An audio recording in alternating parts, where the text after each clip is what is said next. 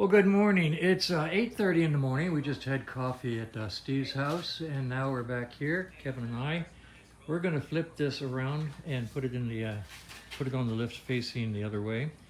I set up an oil IV last night, bag of oil dripping down off the ceiling and going into this cable. And I smoothed out the drum here, and I smoothed out everything I could. And if you'll watch, this is a whole lot better than it was yesterday.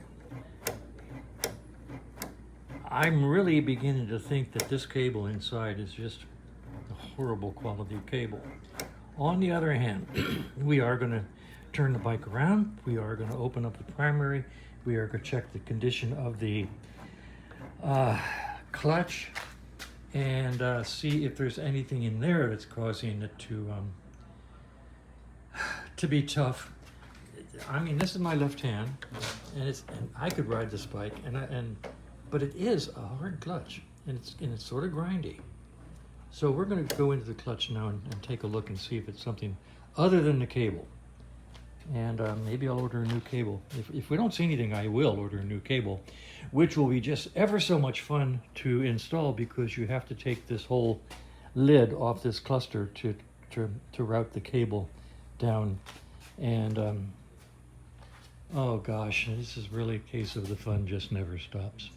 So at this point in time, Kevin and I are going to turn this around, and we will be back as soon as we start taking the primary apart. Okay, we flipped the bike around. Kevin is back there taking the support off the muffler. We need to press the muffler and exhaust system down about an inch to clear this primary case. And then we'll take this foot peg off and release the brake, and everything will drop down, letting us access to the primary cover. In the meantime, I got down here to see what's happening with this side stand, and surprise, surprise, surprise, the spring is hanging up on the bolt, the pivot bolt, which has backed out right there. So I'm going to get down there and try to tighten that bolt and find out why would it back out. Not even a nut on it, so we're just going to see if we can tighten that down so that the spring doesn't hang up on it. That's where we are. Kevin's working hard over here, and I'm going to tighten this pivot nut while he's doing that. All right, Kevin's got the foot peg out of the way and pulling the bolts out of the primary. And wait a minute, back off a little bit there, Big K. I want to show him that I fixed the side stand, the bolt, by just tightening the bolt. Now it works properly. The spring was hanging up on that bolt. Okay, big guy, back to it. All right, we're cooking. Okay, we've got the. Wait, you know what? Was that tight? Yes, it was tight. There was no gap there that you could feel? No, none that I could feel. This was tight against that. I had to take this. No, I mean the play on the rod. Didn't check that. Okay. No, I didn't check it. All right. We got the primary off. We're going to take the clutch apart. This is that really interesting electrics ignition system that's built right in there. Generates its own power and its own spark all in one unit. It's very exotic. It's interesting to install, and works really well. That lets us have the distributor over there be completely fake. It just looks original, but it's not. This is the unit that supplies power to the lights and to the ignition all in one unit. And it's called Electrics, I think it's what it's called. Let's see if I can zoom in on this. There it is. Electrics. Edward. Electrics. England. R0100 underbar 03, and you have to get the right one for the right bike, and be careful. It's nice. So we're taking the clutch apart right now. Now, go enjoy yourself there while I talk about what this. What is your special tool for this? These. That's a very good question. Hang on, we'll be back. Okay, we're back. Actually, showing that screwdriver. I modified the end on this screwdriver years ago, by grinding it way down into the thick part, cutting all this off, and then cutting teeth into it. And that works really well on these, as well as any other tool works. You're right. You know, they make the socket and they make all kinds of stuff, but this one works as well as anything else. Okay, over here. To get this cover off, what they did is they put the adjuster, the chain tensioning adjuster, which is built into the bottom of the case right in here. Okay, won't zoom, right? But they put the adjuster for it in the cover, so you have to take this out before you can take the cover off. And to do that, you need this tool, which it's just a special tool that goes up inside here and unscrews it from the primary chain adjuster, lets it come out, and once it comes out, then you can take the cover off. I'll tell you what, the first time I took the cover off of 500, which is the exact same thing, I was ready to take a sledgehammer to it because it just wouldn't come free before I finally realized that this thing was holding it up.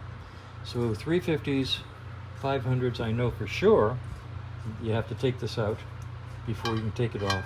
I don't know about other bikes earlier than 350 and anything that might be between 350 and 500. If you're taking a primary cover off and it doesn't want to come, it's a good chance that this guy's in there holding you up. Okay, we got the primary part. I got the clutch plates out. These are the 3 new screws that I had to buy last time. These were sheared off. This guy was slopping around, falling around, and so the rubbers inside were just destroyed. So new rubbers, all new screws, a new thrust plate behind it, and everything's here is fine. I don't see any problems here. This looks like it's loose, but that's because the adjuster is slack down at the bottom because we have the adjuster up on the bench. So I don't see any reason to do anything in here. It's just too nice. So let's go back up here and take a look at the plates themselves. They're brand new. We put them in last time. They feel kind of sticky with each other, so when we put this back together this time, we're going to use ATF in here rather than oil. And see what happens. Oh, man. And it's stuck together much? Oh, jeez. Louise. There.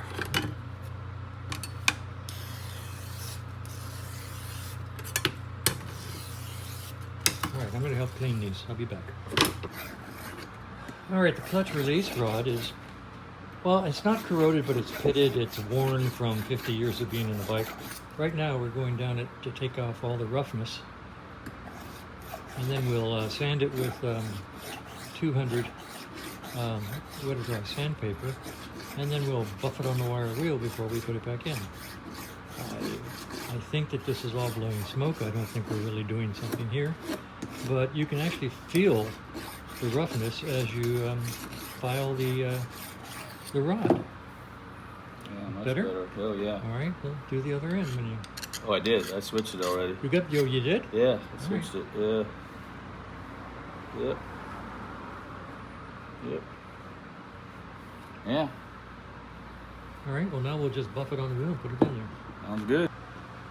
Okay, clutch rod story take 3, because takes 1 and 2 just didn't happen. Didn't take. It's just weird. Okay, so I see the counter going. We're actually videoing this time. Starting over. The reason we took this rod out and filed it smooth, sanded it smooth, and buffed it smooth was that before, when we would put pressure on it like this, right here, and Kevin would operate the lever up there, you could feel sort of a grinding, granular type feel. And now, once we've cleaned it all up, give it a shot and show what you think. I mean, to me, that feels, This is definitely smooth. that is so smooth. They're Yeah. nicely oiled, and yeah, it's just nice and Okay, smooth. so we've done that. All right. Yep. I think that was a good thing to do. Yeah. All right, so turned out that now we're way. going to, what we have over here are the plates that we put in the last time the bike was in here, which was less than 100 miles ago.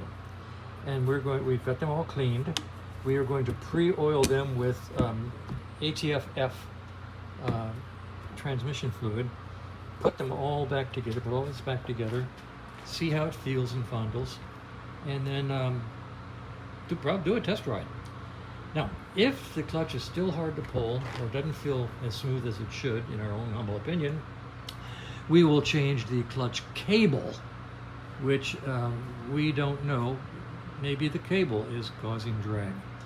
But that's the next step after we do this. And if the cable doesn't solve the problem, then the next step after that is to go in here and find out if the release mechanism on this side of the tranny is causing a problem. I don't want to do this. This is stage 3 desperation. We did a lot in the primary case. The next step would be to replace the clutch cable. It's very soft and slack. I don't really like the feel of it. But we'll see if it solves the problem. What we did today solves the problem, and if it didn't, we'll replace the clutch cable next. And yeah, I lubricated that cable overnight by putting a plastic bag on the end, half filled with oil, and it made it all the way through and emptied the bag. So that cable is thoroughly oiled, shall we say. All right, we're going to put the primary back together. Yeah, come by mañana. We will, I love the royal we. You will do a test ride, and it's all back together. And I will say right up front, this is about 100% better, nice and smooth, but it still feels grindy a little bit, but there's no more noise like there was in the beginning. In the beginning, got a little play in the cable, that's a good thing. There's play in the release rod. Everything's sealed up, and I'll put oil in the bike in the primary tomorrow. I like to give gaskets 24 hours to coagulate. And right, Kevin will come over tomorrow, and we, the royal we, will do a test ride on it. And at that point, we'll see if he wants to release it to the client, and if so, we will. And then we could also release it and then order the cable with probably a week to 10 days delivery. I'm not sure we're going to do that before I leave town for 6 weeks in the RV. So that's where we are. We're done for the day. We're done for the day. I'm going to call it for the day. All right, the bike seems to be complete, pending test ride tomorrow. Kevin will come down and test ride it. Looks good. I'll put oil in it probably later on tonight so that it can have an overnight leak test. And did an S100 wash down on the engine. Looks pretty good. And we'll call it a day until I come out here and put oil in the primer this evening and then test ride tomorrow.